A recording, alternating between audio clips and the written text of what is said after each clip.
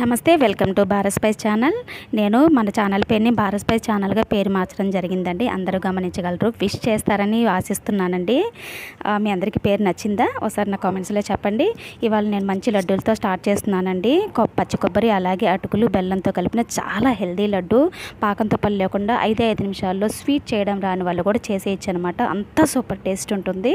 ఒక బాండెట్లో ఒక చెంచా నెయ్యి వేసేసుకుని మనం అటుకులు కప్పు తీసేసుకొని దూరగా ఫ్రై చేసుకోవాలి. 2 నుంచి 3 నిమిషాలు ఫ్రై చేసుకొని పక్కకి తీసుకోవాలి. అలాగే 1.5 చెప్ప పచ్చి కొబ్బరి ఎంతైనా తీసుకొని 2 చెప్పలైనా తీసేసుకొని మిక్సీకి వేసుకొని పౌడర్ లాగా చేసుకోవాలన్నమాట. ఫ్రెష్ కోకోనట్ అనమాట. అది దూరగా ఫ్రై చేసుకోవాలి. నెయ్యి ఏమీ అవసరం లేదు, కావాలని నెయ్యి అయినా వేసుకోవచ్చు. ఎందుకంటే కొబ్బరిలో ఆల్రెడీ నూనె ఉంటుంది కదా, అందుకే వేయలేదండి మేము. అది కూడా దూరగా ఫ్రై చేసుకోవాలి, ఓవర్గా ఫ్రై చేయకూడదు. అలా ఫ్రై చేసుకొని పక్కన పెట్టేసుకున్నాను. అది కూడా ఇప్పుడు అదే బాండెట్లో కొంచెం నీళ్ళు వేసుకోవాలి. పావంతు నీళ్లు వేసుకొని దాంట్లో ఒక కప్ బెల్లం వేసుకుంటున్నానండి. బెల్లం అనేది నీళ్ళలో కరిగితే సరిపోతుందండి. నీళ్ళు ఎక్కువ వేస్తే మరీ జారుగా అయిపోతుందండి. మీరైతే 1.25 కప్పు వేసుకోండి. అటుకులు ఇంకా కొబ్బరికాను 1.25 కప్పు అలా వేసుకోండి. మేము తక్కువే తింటామని తక్కువే వేసుకున్నాను. బెల్లం కరిగిన తర్వాత ఇలాచీ అనేది వేసుకోవాలండి. మీరు బాగా కరిగిపోవాలి.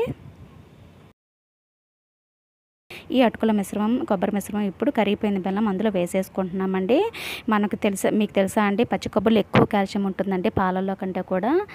పాలు మనం 60 రూపాయలు పెట్టి లీటర్ కొంటే అందులో కంటే కూడా ఒక టెంకాయలు ఎక్కువ కాల్షియం అనేది ఉంటుందండి. పిల్లలకి ప్రతిరోజు ఇవ్వండి, చాలా మంచిదండి. పిల్లలు, పెద్దవాళ్ళు, ఆడవాళ్ళు తింటే చాలా మంచిది.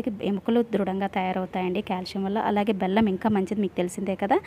చూసారా, ఈ మిశ్రమం వేసిన తర్వాత అటుకులు కొబ్బరి మిశ్రమం వేసిన తర్వాత సిమ్లో పెట్టుకుని కలుపుకుంటూ ఉండాలండి. పలచగా ఉంటుంది ఫస్ట్, తర్వాత గట్టిగా తయారవుతూ ఉంటుంది, మీకు తెలిసిపోతుంది. ఇలా పట్టుకుంటే చేతికి చిన్న ఉండలాగా తయారు చేస్తే గట్టిగా అంటుకుంటుంది అనమాట, లడ్డూలాగా. అప్పుడు కన్సిస్టెన్సీ అనేది మనకి రెడీ అయిపోయింది అనమాట. అంటే లోపల తిప్పుతుంటే పాకంలా తయారైపోతుంది అనమాట.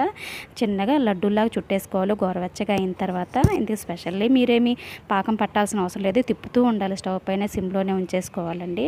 ఇవి పచ్చి కొబ్బరి కాబట్టి ఎక్కువ రోజులైతే నిల్వ ఉండవండి. 3-4 డేస్ ఉంటాయి. ఫ్రిడ్జ్లో పెడితే కనుక తినడానికి ఒక అరగంట ముందు బయట పెట్టేసుకొని నార్మల్ టెంపరేచర్కి వచ్చాక తినండి, బాగుంటాయి. పిల్లలకి స్నాక్ బాక్స్లో పెట్టి పంపించండి, చాలా ఇష్టంగా తింటారు. ఎముకలు అనేవి చాలా దృఢంగా ఉండాలి అంటే పిల్లలకి పచ్చి కొబ్బరి అనేది రెగ్యులర్గా పెడుతూ ఉండాలండి. ఆడవాళ్ళు కూడా తింటూ ఉండాలంటే అంత మంచిదండి పచ్చి కొబ్బరి అనేది. మీ అందరికీ వీడియో నచ్చితే సబ్స్క్రైబ్ చేసుకొని లైక్ చేయండి. Thank you. Please subscribe, like, and share.